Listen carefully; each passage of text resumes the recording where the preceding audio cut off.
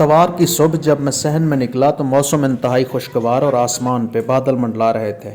میں نے فوراً سنڈے کو علمی اور مزید خوشگوار بنانے کا سوچا اور پلان کیا کہ ناشتہ کر کے فوراً 80 کلومیٹر دور حضرت خواجہ فرید رحمۃ اللہ علیہ کے مزار پہ حاضری دی جائے اور راستے میں چاچڑا شریف کے مقام پہ دریائے سندھ پہ مچھلی بھی کھائی جائے۔ جو ہی سفر کا آغاز کیا تو ہمیں بوندا باندی اور پھر تیز بارش نے آ لیا۔ موسم بہترین ہوتا گیا اور سفر پہ نکلنے کا فیصلہ درست ثابت ہوا۔ 40 کلومیٹر دور ہائی وے پہ مشہور کوئٹہ ہوٹل سے روش کھایا اور پھر ساز ظاہر پیر بائی پاس کی ایک خاص دکان سے اسپیشل دودھ پتی پینے کے بعد دریا کے قریب پہنچے تو خیال آیا کہ پہلے خواجہ صاحب کی جائے پیدائش سے ہوتے جائیں، جو دریا سے ذرا پہلے قصبہ چاچڑا میں ہائی وے سے صرف آدھے کلومیٹر کے فاصلے پہ ہے۔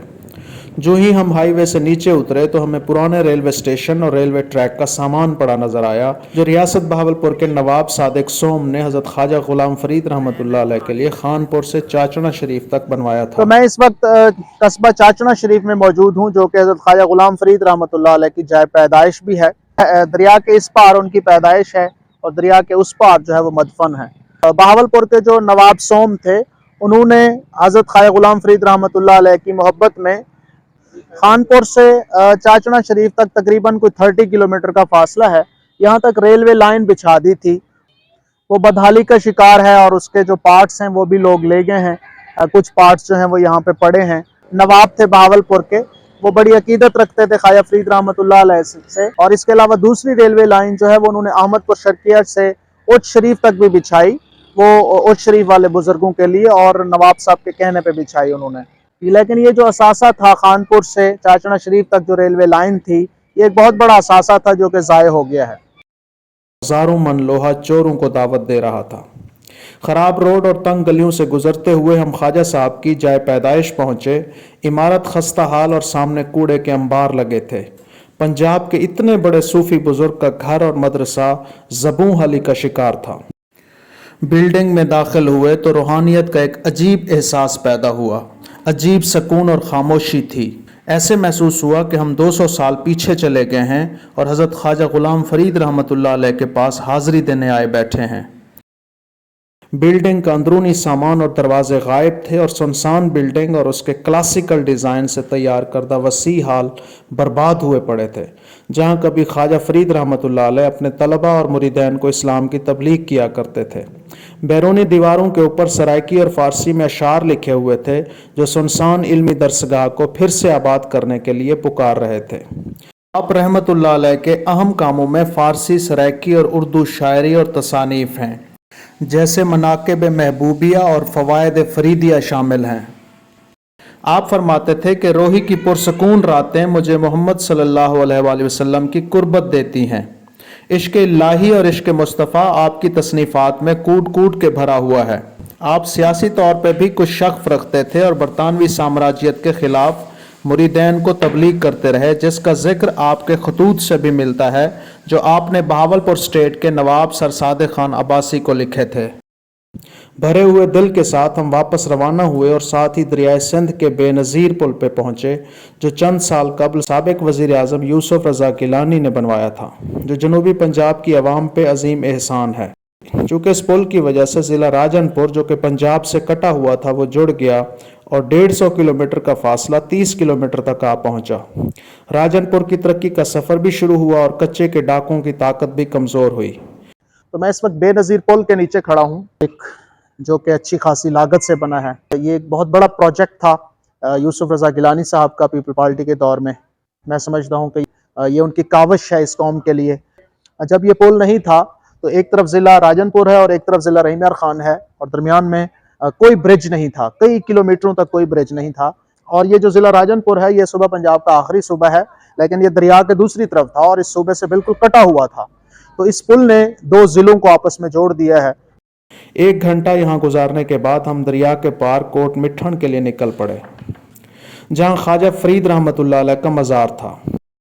آدھے گھنٹے کے بعد ہم کوٹ مٹھن کے علاقے میں پہنچے۔ سورج ڈھل رہا تھا، बाजार में गहमा गहमी जारी थी। पहले से कहीं ज्यादा बड़ी मार्केट लग रही थी। फूलों के हार, पत्तियां, चन्ने, फुलियां और बच्चों के खिलौने वाली दुकानें ज्यादा थीं।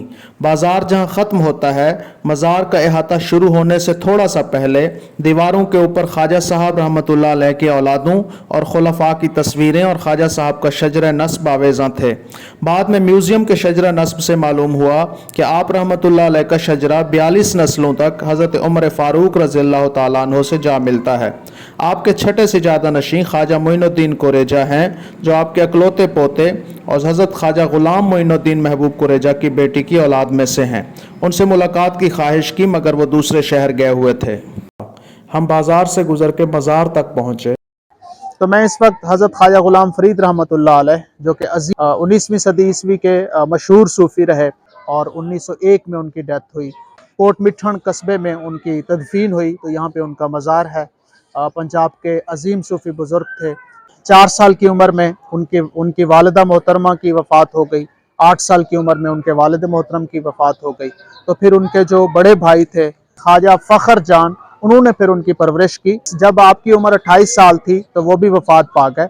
उसके बाद फिर आपने दीनी उलूम की तरफ आपको ख़ास शगफ था, सूफ़ी कल्चर था, चिश्तिया, उसको आपने अडॉप्ट किया और सूफ़ी बुज़ुर्ग बने। तारीख में का बताया गया है कि आप 18 साल के लिए रोही की धरती पे, रोही की ज़मीन पे चले गए और वहाँ पे 18 साल उन्होंने अल्लाह की इबादत करते रहे। उनकी मुरीदैन की कसीर तादाद वहाँ पे आपसे फैज़ याब होती रही। फिर आप दरिया के इस पार यहाँ पे तशरीफ़ लाए और कोट मिठन शरीफ में ही बाकी ज़िंदगी यहाँ पे गुजारी। आपके नाम से बेतहाशा इदारे खोले गए, जिस तरह के मेरा कॉलेज है ख्वाजा फ़रीद गवर्नमेंट कॉलेज, इसी तरह ख्वाजा फ़रीद यूनिवर्सिटी है और इसी तरह बेतहाशा दूसरे इदारे ख्वाजा फ़रीद रहमतुल्लाह अलैह के नाम से हैं। फातिहा पढ़ी तो हमें मज़ार के खुद्दाम मिले और कुल शरीफ से मुज़य्यन चादर हमें पहनाई और इज्तमाई फातिहा अदा करवाई। फातिहा के बाद मेरी नज़र मज़ार के बैरूनी हाल की दीवारों पर पड़ी, जहाँ ख्वाजा साहब के दीवान फ़रीद की और दूसरी सराइकी और फ़ारसी शायरी लिखी हुई पाई, जो हमें कम कम ही समझ आई, क्योंकि उस दौर की सराइकी बहुत गाढ़ी और खालिस थी। मगर आज बहुत सी ज़बानों के अल्फाज उसमें ज़म हो चुके हैं, तो यकीनन हमारी सकाफ़ती खामी है। ख्वाजा साहब की जो सराइकी शायरी है वो बहुत ही डिफरेंट है, आज की सराइकी से बहुत ही डिफ़िकल्ट है। और इवन कि मैं सराइकी स्पीकिंग हूँ, लेकिन जब हम दीवान फ़रीद पढ़ते हैं, इस तरह ये एक रुबाई लिखी हुई है काफ़िया, तो इस तरह की शायरी जब हम पढ़ते हैं तो बहुत मुश्किल होती है। ये फिर भी आसान है। हज़रत ख्वाजा ग़ुलाम फ़रीद रहमतुल्लाह अलैह का जो दीवान है, दीवान फ़रीद, वो बहुत मुश्किल है। उसको जब पढ़ा जाता है तो उसमें बड़ी ही रिच शायरी है, रिच सराइकी है, बड़ी ठीठ सराइकी है। उसको पढ़ने में बहुत दिक्कत होती है और उसकी वजह यही है, मुख्तलिफ सोसाइटीज़ और मुख्तलिफ कल्चर्स मिल के अब उसमें ज़ाहिर है कि मिक्सचर आ गया है, ब्लेंड बन गया है। जो प्योर सराइकी है वो थी जो दीवान फ़रीद के अंदर मौजूद है। लेकिन जो शायरी भी आपकी है वो बड़ी ही कमाल की शायरी है, तसव्वुफ़ से भरपूर है, जिसमें वो ख़ुद को अल्लाह ताला के बहुत ही करीब पाते हैं। आपके मज़ार के ग़ुलामान हैं, खुलफ़ा हैं, जो यहाँ पर खिदमत देते हैं और आने वाले लोगों की खिदमत भी करते हैं और यहाँ पे झाड़ू वगैरह भी देते हैं। उसको एज़ाज़ और अक़ीदत समझते हैं।